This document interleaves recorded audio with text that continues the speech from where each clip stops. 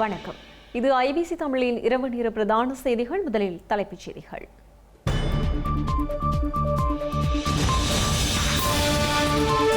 இந்திய ஸ்ரீலங்கா உடன்படிக்கை விடயங்களை பகிரங்கப்படுத்த முடியாது, காலம் எடுத்து வெளியிடுவோம் என்கிறார் அமைச்சர்.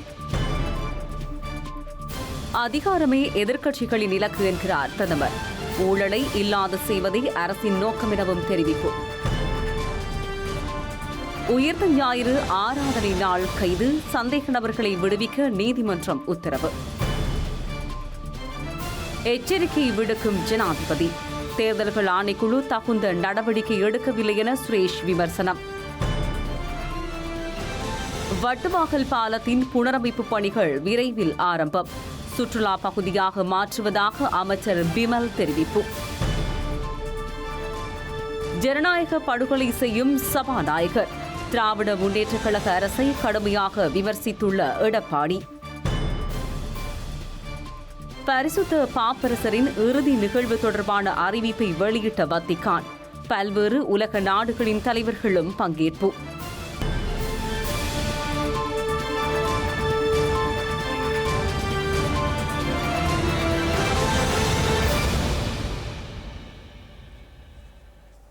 இனி விரிவான செய்திகள். ஸ்ரீலங்கா ஜனாதிபதி அனுரகுமார் திசநாயக்க உள்ளூராட்சி தேர்தலை நோக்கிய மக்கள் சந்திப்புகளில் எச்சரிக்கை விடுப்பது போல் கருத்துக்கள் கூறி வருவதாக EPRLF கட்சியின் தலைவர் ஸ்ரீ பிரேமச்சந்திரன் குற்றம் சுமத்தியுள்ளார். இவ்வாறான செயற்பாட்டிற்கு தேர்தல்கள் ஆணைக்குழு தகுந்த நடவடிக்கை எடுக்கவில்லை எனவும் யாழில் இடம்பெற்ற ஊடக சந்திப்பில் ஸ்ரீ பிரேமச்சந்திர சுட்டிக்காட்டியுள்ளார். NPP என்று சொல்லக்கூடிய தேசிய மக்கள் சக்தி எந்தெந்த பிரதேச சபைகளில் வெல்கிறதோ அதற்கு மாத்திரம்தான் நாங்கள் நிதியுதவி வழங்க முடியும் என்ற ஒரு விடயத்தை பல்வேறுபட்ட இடங்களில் ஜனாதிபதி அவர்கள் மீண்டும் சொல்லி வந்திருக்கின்றார். ஆனால் இப்பொழுது தான் அப்படி சொல்லவில்லை, தான் சொன்னதை வேறு விதமாக இவர்கள் சொல்கிறார்கள் என்ற விதமான ஒரு மாற்று கருத்தை அவர்கள் சொல்லி முயற்சித்தாலும் கூட அவர் உண்மையாகவே மக்களுக்கான ஒரு எச்சரிக்கையாக, நீங்கள் எங்களுடைய தரப்புக்கு அல்லது எங்களுடைய கட்சிக்கு நீங்கள் வாக்களிக்காவிட்டால் அந்த பிரதேச சபைக்கான ஒதுக்கீடுகள் எதையும் பாராளுமன்றம் அல்லது ஜனாதிபதி அவர்கள் செய்ய மாட்டார்கள் என்ற விதமான ஒரு எச்சரிக்கையை அவர் வார சகல கூட்டங்களிலும் அது சொல்லப்படுகிறது. இது உண்மையாகவே ஒரு சட்டத்திற்கு முரணான ஒரு கருத்தை இவர்கள் சொல்லிக் கொண்டிருப்பதை தேர்தல் ஆணையகம் அதை இன்னும் பார்த்து கொண்டுதான் இருக்கின்றது. அது தொடர்பான எந்த விதமான விளக்கங்களும் கேட்கப்படவும் இல்லை. அது தொடர்பான எந்த விதமான நடவடிக்கைகளையும் கூட தேர்தல் ஆணையகம் இன்னும் எடுக்கவும் இல்லை.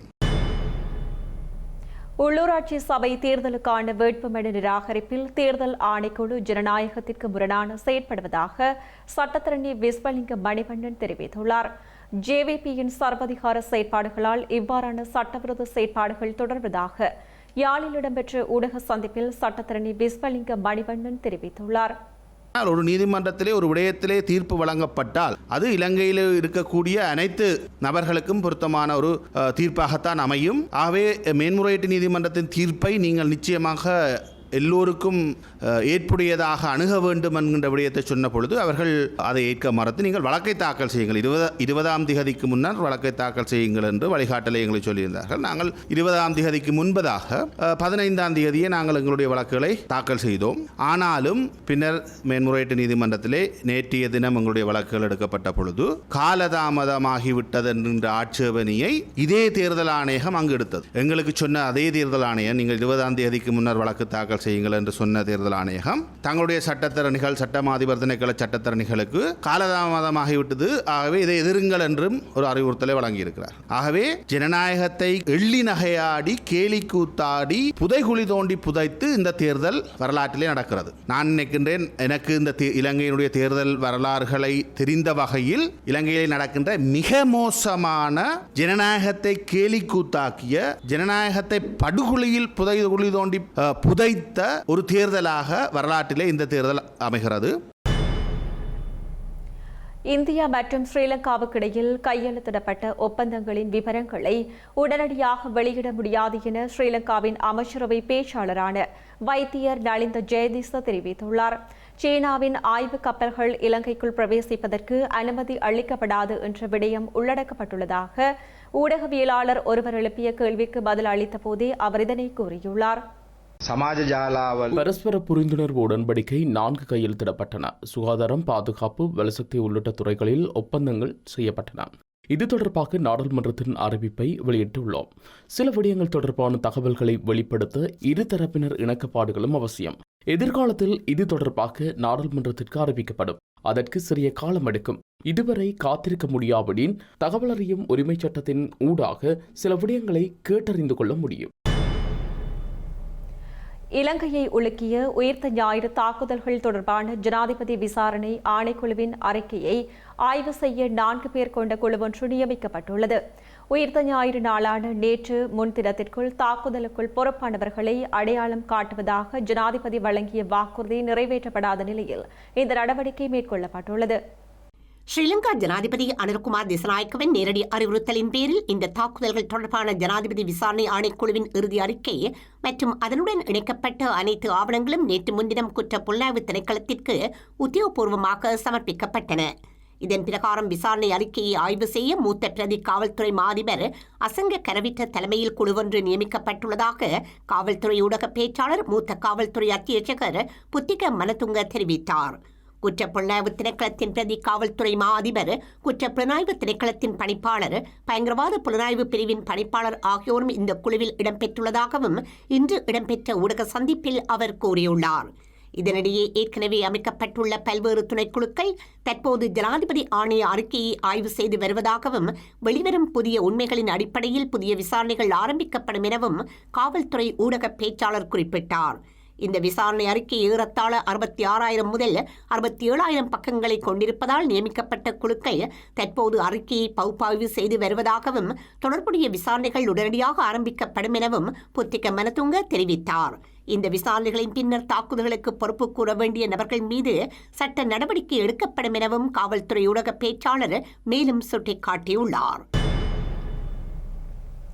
கொச்சிக்கடை புனித அந்தோணியார் தேவாலயத்தில் உயிர்த்த ஞாயிறு ஆராதனை இடம்பெற்ற போது சந்தேகத்தின் பேரில் கைது செய்யப்பட்ட ஆணையும் பெண்ணையும் விடுதலை செய்யுமாறு கொழும்பு நீதவான் நீதிமன்றம் உத்தரவிட்டுள்ளது.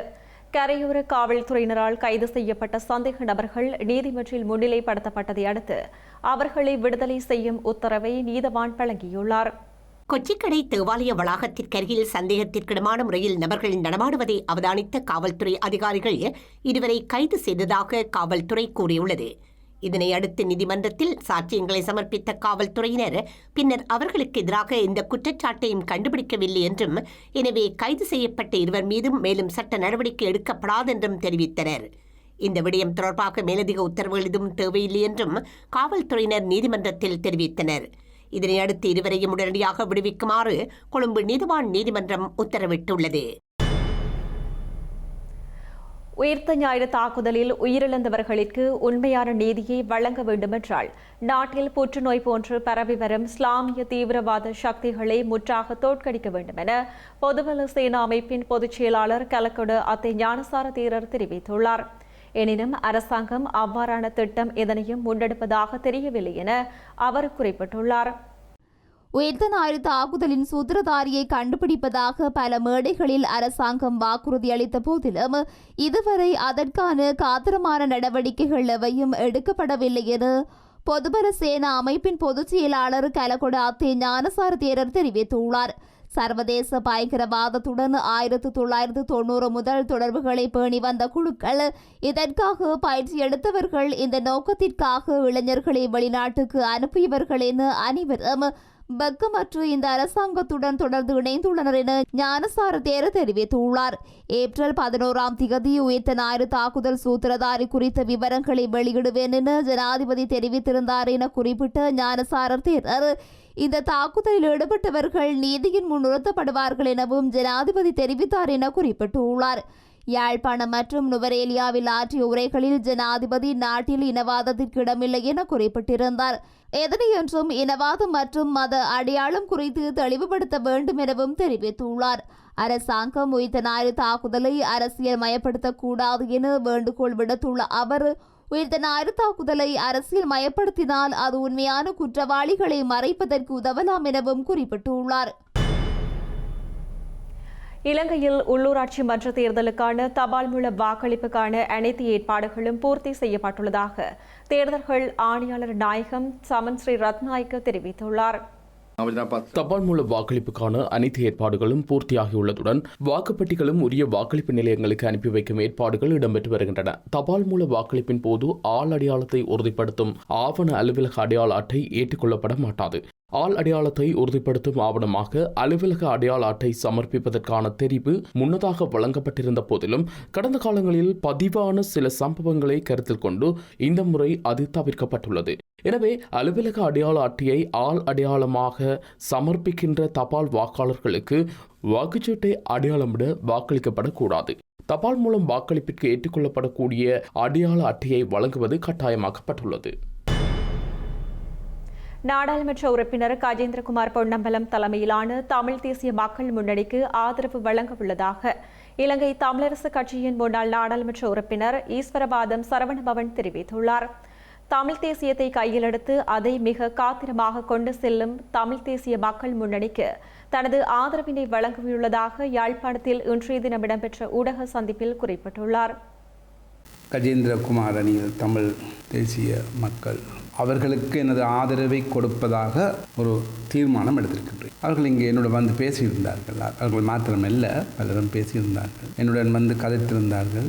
ஒவ்வொருவரும் தங்களுடைய வருங்கால என்ன மாதிரி தாங்கள் செயற்பட போகின்றோம், தங்களுடைய கொள்கைகள் என்பதை பற்றி மிக தெளிவாக இருக்கிறார்கள். ஆனால் இந்த தமிழ் தேசியம் என்று நாங்கள் பேசும்போது எல்லோராலும் மெச்சப்பட வேண்டியது எந்த விதமான சலனமும் இல்லாமல் தமிழ் தேசியத்தை கையில் எடுத்து அதை மிக காத்திரமாக கொண்டு செல்பவர்கள் கஜேந்திரகுமார் அணி. எனவே இவற்றை தீவிரமாக சிந்தித்து நானும் இந்த வருடம் 40வது வருடம் உதயன் பத்திரிகை இன்றைக்கு நாங்கள் தேசியத்தோடு பயணிக்க தொடங்கினோமோ இன்று வரை தமிழ் தேசியத்தோடே நாங்கள் எங்களுடைய ஒவ்வொரு அசைவையும் வைத்திருக்கின்றோம். எத்தனையோ பிரச்சனைகள் வந்தது, எத்தனையோ விதமான இடைஞ்சல்கள் எல்லாம் வந்தும் நாங்கள் எதற்கும் விட்டு கொடுக்காமல் என்று சொல்லும்போது எமது ஊடகவியலாளர் பலரை இழக்க வேண்டிய நிலைகளும் ஏற்பட்டது. இருந்தும் தேசியம் தற்போது இந்த தேசியம் உண்மையில் இதை அருக பண்ணுகின்றார்கள். யார் அருக பண்ணுகின்றார்கள்? இலங்கை அரசாங்கம். அது எந்த அரசாங்கமாக இருந்தாலும் சரி. நான் நினைக்கின்றேன் மிக கூடுதலாக தற்போது நாங்கள் பலியாக போகின்றோம். எனவே நான் இந்த தமிழ் தேசியம் இவர்களுக்கு ஆதரவு அளிப்பது என்று நான் 100% முடிவெடுத்து விட்டேன். கேட்கலாம். ஸ்ரீலங்காவின் எதிர்க்கட்சிகள் வரவிருக்கும் உள்ளூராட்சி தேர்தலை அதிகாரத்தை பெறுவதற்கான மற்றொரு முயற்சியாகவே கருதுவதாக தேசிய மக்கள் சக்தி தெரிவித்துள்ளது. எனினும் பொது நிதி ஒதுக்கீடுகள் ஊழல் இல்லாமல் கிராமப்புற சமூகங்களை சென்றடைவதை உறுதி செய்வதற்கான ஒரு வாய்ப்பாகவே அரசாங்கம் இந்த தேர்தலை கருதுவதாக பிரதமர் கலாநிதி ஹரிணி அமரசூரிய கூறியுள்ளார். கொழும்பு மாளிகாவத்தையில் இடம்பெற்ற பொதுக்கூட்டத்தில் உரையாற்றிய போதே அவர் இதனை குறிப்பிட்டுள்ளார். தற்போதைய அரசாங்கம் அடுத்த 8 மாதங்களுக்கான ஒதுக்கீடுகளை உள்ளடக்கிய 2025 வரவு செலவு திட்டத்தை முன்வைப்பது உள்ளிட்ட பணிகளை ஏற்கனவே ஆரம்பித்துள்ளதாக ஸ்ரீலங்கா பிரதமர் கூறியுள்ளார். பல ஆண்டுகளாக பாதிக்கப்பட்ட மக்களுக்கு சில நிவாரணங்களையும் அபிவிருத்திகளையும் கொண்டு வருவதும் கிராமப்புற பொருளாதாரத்தை மேம்படுத்துவதும் தமது குறிக்கோள் என பிரதமர் கூறியுள்ளதாக பிரதமரின் ஊடகப் பிரிவு வெளியிட்டுள்ள அறிக்கையில் தெரிவிக்கப்பட்டுள்ளது. பொது நிதியை மிகுந்த விவேகத்துடன் நிர்வகித்து வருவதாகவும் மக்களின் நலனுக்காக வளர்ச்சி திட்டங்களை மேற்கொள்வதில் தாம் உறுதியாக இருப்பதாகவும் அவர் கூறியுள்ளார். இந்த முயற்சிகள் அடிமட்ட மட்டத்தில் வெற்றிகரமாக செயற்படுத்தப்படுவதை உறுதி செய்ய தமக்கு தூய்மையான மற்றும் திறமையான உள்ளூர் தலைமை தேவை எனவும் கலாநிதி ஹர்னி அமரசூரிய குறிப்பிட்டுள்ளார். எனவே இந்த தேர்தல் மிகவும் தீர்க்கமானதாகும் என கூறியுள்ள பிரதமர் இந்த தேர்தல் நீண்ட காலமாக தாமதமாகி வருவதையும் சுட்டிக்காட்டியுள்ளார். முந்தைய நிர்வாகங்களால் கைவிடப்பட்ட அபிவிருத்தி திட்டங்களை மீண்டும் ஆரம்பித்து முடிப்பதும் அவை விட்டுச் சென்ற தவறுகளை சரி செய்வதும் தமது முதன்மையான பணியாகும் எனவும் அவர் கூறியுள்ளார். தற்போதைய அரசாங்கம் தாம் செலவிடும் ஒவ்வொரு ரூபாவையும் கருத்தில் கொண்டு விழிப்புடன் உள்ளதாக கூறியுள்ள ஹர்னி அமரசூரிய ஒதுக்கப்பட்ட பொது நிதியை கிராமங்களுக்கு அனுப்பும் போது உள்ளூர் மட்டத்தில் திருடர்கள் இருந்தால் அவற்றை எவ்வாறு மேம்படுத்துவது எனவும் கேள்வி எழுப்பியுள்ளார். முல்லைத்தீவில் இறுதி யுத்தத்தின் அடையாள சின்னமாக காணப்படும் வட்டுவாகல் பாலத்தை 2027ஆம் ஆண்டு புத்தாண்டுக்கு முன்னர் புனரமைத்து தருவதாக ஸ்ரீலங்கா அரசாங்கம் வாக்குறுதி அளித்துள்ளது. இந்த பாலத்தை சுற்றுலாத்துறைக்கு பங்களிக்கக்கூடிய ஒரு இடமாக மாற்றுவதாகவும் அமைச்சர் பிமல் ரத்நாயக்க உறுதியளித்துள்ளார். ஸ்ரீலங்காவின் போக்குவரத்து, நெடுஞ்சாலைகள், துறைமுகங்கள் மற்றும் குடிசார் விமான சேவைகள் அமைச்சரும் நாடாளுமன்ற சபை முதல்வருமான பிமல் ரத்நாயக்க இன்று முல்லைத்தீவுக்கு விஜயம் செய்திருந்தார். இதன்போது கணுக்கேணி பொதுநோக்கு மண்டபத்தில் இடம்பெற்ற சந்திப்பில் மக்களின் கோரிக்கைகளை அமைச்சர் கேட்டறிந்து கொண்டார். இதன்போது பிரதேச சபைக்குட்பட்ட வீதிகளை புனரமைப்பதற்கு போதுமான நிதி ஒதுக்கப்படுவதில்லை என பிரதேச மக்கள் சுட்டிக்காட்டினார்கள். இதற்கு பதிலளித்த பிமல் ரத்நாயக்க, பிரதேச சபைக்கு தேசிய மக்கள் சக்தியின் வேட்பாளர்களை தெரிவு செய்யும் பட்சத்தில் அவர்கள் ஊடாக நிதி ஒதுக்கீடுகளை செய்வதாக வாக்குறுதி அளித்துள்ளார். இதனைத் தொடர்ந்து வட்டுவாகல் பாலத்தையும் ஸ்ரீலங்காவின் அமைச்சர் பார்வையிட்டுள்ளார். இதன் புனரமைப்பு பணிகளை எதிர்வரும் ஆகஸ்ட் மாதத்திற்கு முன்னர் ஆரம்பிப்பதாகவும் பிமல் ரட்நாயக்க வாக்குறுதி அளித்துள்ளார். இதனையடுத்து வட்டுவாகல் ஆலய நிர்வாகிகள் மற்றும் கடற்தொழிலாளர்களுடனும் அமைச்சர் கலந்துரையாடியுள்ளார். இதன்போது சங்குப்பெட்டியை போன்று வட்டுவாகல் பாலத்தையும் சுற்றுலா பயணிகளை ஈர்க்கும் வகையில் புனரமைத்து தருவதாக அமைச்சர் வாக்குறுதி அளித்துள்ளார்.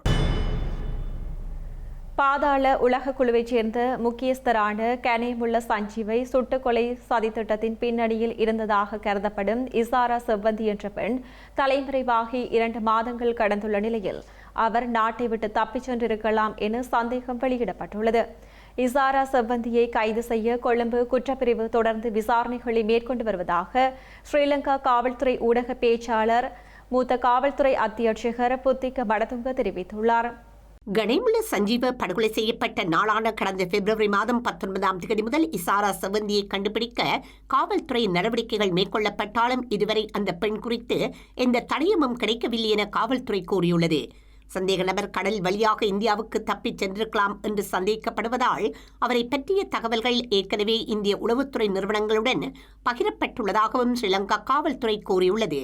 இருப்பினும் இஷாரா செவ்வந்தியை கைது செய்வதற்கான நடவடிக்கைகள் தொடர்ந்து முன்னெடுக்கப்பட்டு வருவதாகவும் காவல்துறை மேலும் குறிப்பிட்டுள்ளது.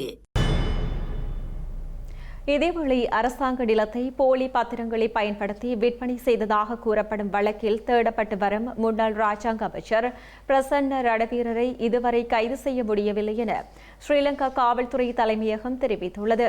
முன்னாள் ராஜாங்க அமைச்சரை கைது செய்ய குற்றப்புலனாய்வு திணைக்களம் தொடர்ந்து விசாரணைகளை மேற்கொண்டு வருவதாகவும் ஸ்ரீலங்கா காவல்துறையினின் ஊடக பேச்சாளர் தெரிவித்துள்ளார். கிரிபத்குட பகுதியில் போலியான பத்திரங்களை தயாரித்து அரசாங்க நிலத்தை விற்பனை செய்ததாக கூறப்படும் வழக்கில் முன்னாள் ராஜாங்க அமைச்சர் பிரசன்ன ரணவீரவை கைது செய்ய குற்றப்புலனாய்வு திணைக்களத்தின் அதிகாரிகள் கடந்த மாதம் 6ஆம் தேதி கழனியில் உள்ள அவரது வீட்டிற்கு சென்றிருந்தனர். இதன்போது பிரசன்ன ரணவீரவின் மனைவி மற்றும் குடும்ப உறுப்பினர்கள் வீட்டில் இருந்த போதிலும் முன்னாள் ராஜாங்க அமைச்சர் அங்கிருக்கவில்லை என தெரிவிக்கப்பட்டுள்ளது. இதனையடுத்து குற்ற புலனாய்வு திணைக்களத்தினர் பிரசன்ன ரணவீரவின் மனைவி மற்றும் சாரதி ஆகியோரிடம் வாக்குமூலங்களை பதிவு செய்திருந்தனர். அந்த வகையில் கடந்த மார்ச் மாதம் 7ஆம் தேதி முதல் பிரசன்ன ரணவீர தலைமறைவாகியுள்ள நிலையில் அவரை கைது செய்வதற்கான உத்தரவை மகர நீதிமன்ற நீதவான் காஞ்சனா நிரஞ்சல டி சில்வா வழங்கியுள்ளார். இதனிடையே இந்த காணி மோசடி தொடர்பாக முன்னாள் பிரதேச சபை உறுப்பினர் ஒருவர், தொழில் அதிபர் மற்றும் சட்டத்தரணி உட்பட 6 பேரை கைது செய்வதற்கான விசாரணைகளை குற்ற புலனாய்வு திணைக்களத்தினர் முன்னெடுத்து வருகின்றனர்.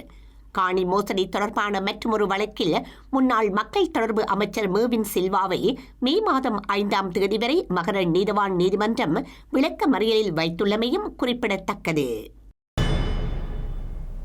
மறைந்த பரிசுத்த பாப்பரசர் பிரான்சிஸிற்கு வவுனியா தமிழர் தாயக காணாமல் ஆக்கப்பட்ட உறவுகளின் சங்கத்தினரால் இன்று அஞ்சலி செலுத்தப்பட்டது. பாப்பரசரின் மறைவுக்கு இரங்கல் தெரிவித்து பல்வேறு பகுதிகளிலும் இடம்பெறும் அஞ்சலி நிகழ்வுகளின் ஒரு பகுதியாக இந்த நிகழ்வு ஏற்பாடு செய்யப்பட்டுள்ளது. காணாமல் ஆக்கப்பட்டவர்களின் உறவினர்களது தொடர் போராட்டம் இடம்பெறும் வீதி அபிவிருத்தி திணைக்களத்திற்கு முன்பாக உள்ள கொட்டகையில் மறைந்த பரிசுத்த பாப்பரசருக்கான அஞ்சலி நிகழ்வு இடம்பெற்றது. இதன்போது மறைந்த பரிசுத்த பாப்பரசரின் திருவுருவப் படத்திற்கு ஒளிதீபம் ஏற்றி மலரஞ்சலி செலுத்தப்பட்டது. பாப்பரசரின் மறைவையொட்டி துயரடைந்திருக்கும் உலக கிறிஸ்தவ மக்களின் துயரத்தில் தாமும் பங்கெடுப்பதாக வலிந்து காணாமல் ஆக்கப்பட்டவர்களின் உறவினர்கள் தெரிவித்துள்ளனர்.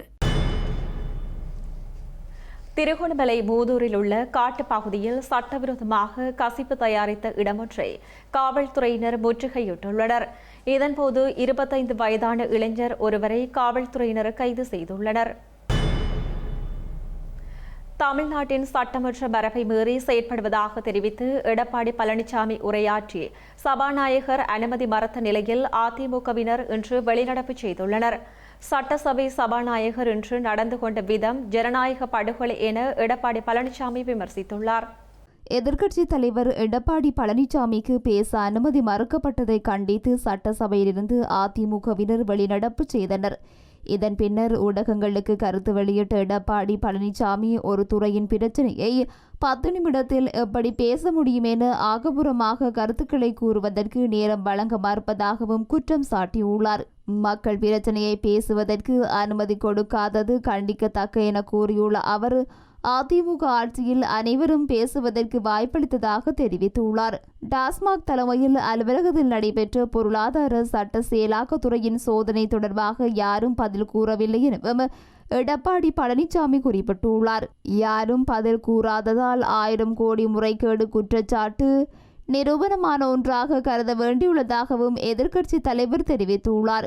மதுப்போத்தல் ஒன்றுக்கு 10 வீதம் மேலதிக விற்பதால் 5400 கோடி கிடைக்கும் எனவும் அவர் குறிப்பிட்டுள்ளார். எனினும் இன்றைய அமர்வில் அதிமுக சார்பாக உரையாற்றுவதற்கு 3 பெயர்கள் கொடுக்கப்பட்டதாகவும் அதில் எடப்பாடி பழனிசாமியின் பெயர் இடம்பெறவில்லை எனவும் தெரிவித்து சபாநாயகர் அனுமதி மறுத்ததாக தெரிவிக்கப்படுகின்றது. மறைந்த பரிசுத்த பாப்பரசர் பிரான்சிஸின் இறுதி நிகழ்வுகள் எதிர்வரும் சனிக்கிழமை நடைபெறவுள்ளது. கர்தினால்கள் பங்கேற்ற முக்கிய கூட்டத்தில் இது தொடர்பான முடிவு எடுக்கப்பட்டுள்ளதாக வத்திக்கான் அறிவித்துள்ளது. பரிசுத்த பாப்பரசர் பிரான்சிஸின் உடல் பேழையில் வைக்கப்பட்டுள்ள நிலப்படங்களை வத்திக்கான் இன்று முதல் முறையாக வெளியிட்டுள்ளது. அத்துடன் பரிசுத்த பாப்பரசரின் புனித உடல் புனித பீட்டர் பெசிலிகாவிற்கு நாளை புதன்கிழமை கொண்டு செல்லப்பட உள்ளது. இதன்போது பொதுமக்கள் அவரது புனித உடலுக்கு இறுதி மரியாதை செலுத்துவதற்கு வாய்ப்பு வழங்கப்பட உள்ளது. இதன் பின்னர் எதிர்வரும் 26ஆம் தேதி பிரித்தானிய நேரப்படி காலை 9 மணிக்கு கர்தினாலின் கல்லூரியின் பீடாதிபதி தலைமையில் இறுதி நிகழ்வுகள் நடைபெறும் என வத்திக்கான் அறிவித்துள்ளது. இந்த நிகழ்வில் அமெரிக்கா மற்றும் பிரான்ஸ் ஜனாதிபதிகளுடன் தாமும் பங்கேற்க உள்ளதாக உக்ரைன் ஜனாதிபதி விளாடிமிர் செலன்ஸ்கி அறிவித்துள்ளார். பாப்பரசர் மறைந்த 24 மணி நேரத்துக்கு பின்னர் அவரது மறைவுக்கு சீனா ஆழ்ந்த அனுதாபங்களை தெரிவித்துள்ளது. இதனிடையே பரிசுத்த பாப்பரசர் நல்லடக்கம் செய்யப்பட உள்ள ரோமில் உள்ள தேவாலயத்திற்கு அதிகமான மக்கள் செல்வதாக அந்த நாட்டு தகவல்கள் குறிப்பிடுகின்றன. செய்திகளின் நிறைவாக இனி மீண்டும் தலைப்புச் செய்திகள்.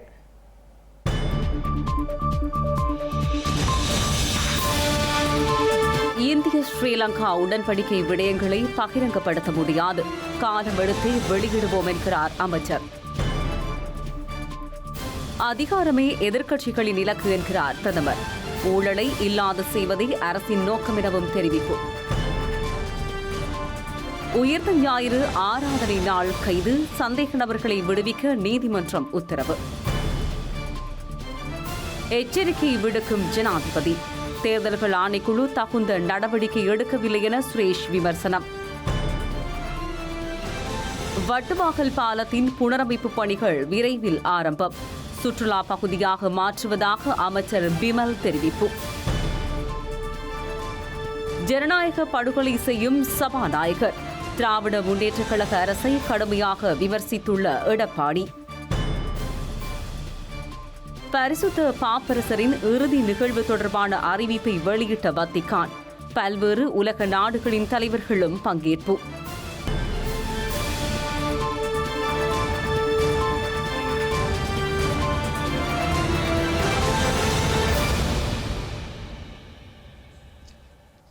இத்துடன் ஐபிசி தமிழின் இரவு நேர பிரதான செய்திகள் நிறைவு பெற்றன. உடனுக்குடன் செய்திகளை அறிந்து கொள்ள ibctamil.com என்ற இணையதளத்தை பார்வையிடுங்கள். வணக்கம்.